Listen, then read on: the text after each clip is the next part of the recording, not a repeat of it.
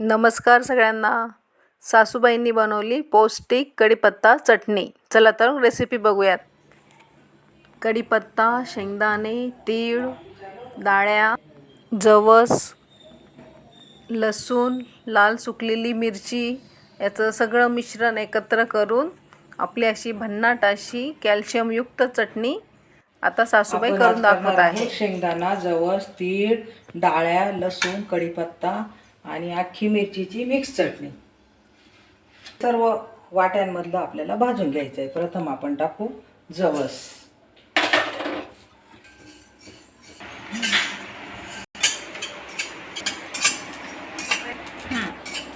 तीळ आता तडतडले. याच्यानंतर आपण शेंगादाणे भाजून घेऊ. ह्या सर्व वस्तू फार पौष्टिक आहे आणि ही चटणी पारंपरिक चटणी आहे.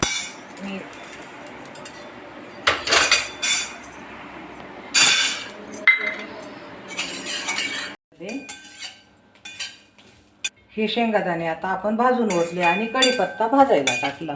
तो पण आता कडक करून घ्यायचा, कुरकुरीत चांगला. तेल टाकले त्याच्यामध्ये थोडंसं कुरकुरीत होण्यासाठी. आता हा कुरकुरीत होईपर्यंत भाजायचा आहे.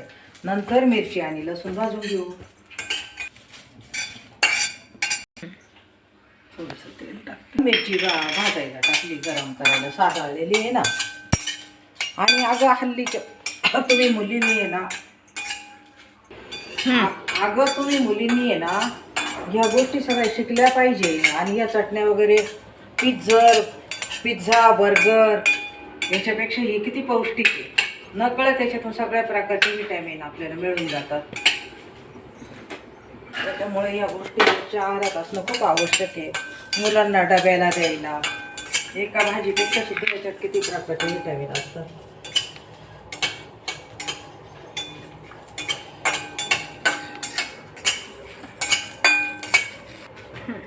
आता मी टाकल्या डाळ्या. त्याच्यामध्ये सगळ्या प्रकारचे विटॅमिन, फायबर, तिळामध्ये कॅल्शियम, जवसमध्ये पण कॅल्शियम, शेंगदाण्यांमध्ये पण फायबर, कॅल्शियम, किती प्रकारचे विटॅमिन आपल्याला यातून मिळून जातात. त्याच्यामुळे ही चटणी आहे ना घरात ठेवणं खूप आवश्यक आहे. पण हल्लीच्या मुलींना या चटण्या विटण्यांचं वेळच नाही. बाहेरच्या खाण्यावर जास्त भर आहे.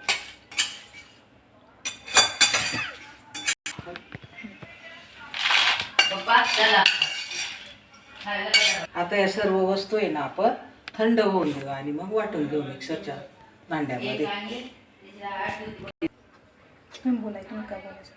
आता ही मी चटणी ना तयार करून घेते. पूर्ण सर्व वस्तू एकत्र घालून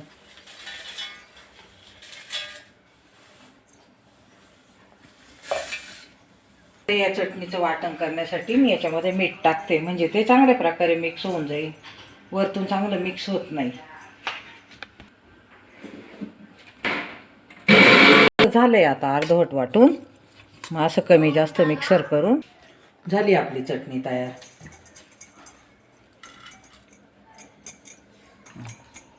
झाली का ही चटणी? हो झाली तयार. अशा चटणी केली. आता अशा चटण्या करत जा बरं का वरच्यावर वेगवेगळ्या. हो ना. ही मिक्स चटणी खूपच छान चवीला पण लागते आणि मुलं पण खातात. हो नक्की मी ट्राय करेल असा.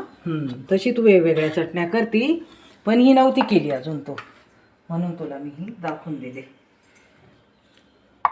चालेल, नक्की ट्राय करेल मी करण्याचा. ओके. सासूबाईंनी छान चटणी बनवली, तर तुम्ही पण ट्राय करा. मी पण शिकतेच आहे त्यांच्याकडून काही काही गोष्टींचं. तर तुम्ही कशी बनवतात ते पण आम्हाला कमेंट करून सांगा. रेसिपी आवडली असल्यास लाईक करा, शेअर करा, कमेंट करा आणि सबस्क्राईब करा आमच्या चॅनलला प्रेरणाज किचन 24. चला भेटू नेक्स्ट रेसिपीमध्ये.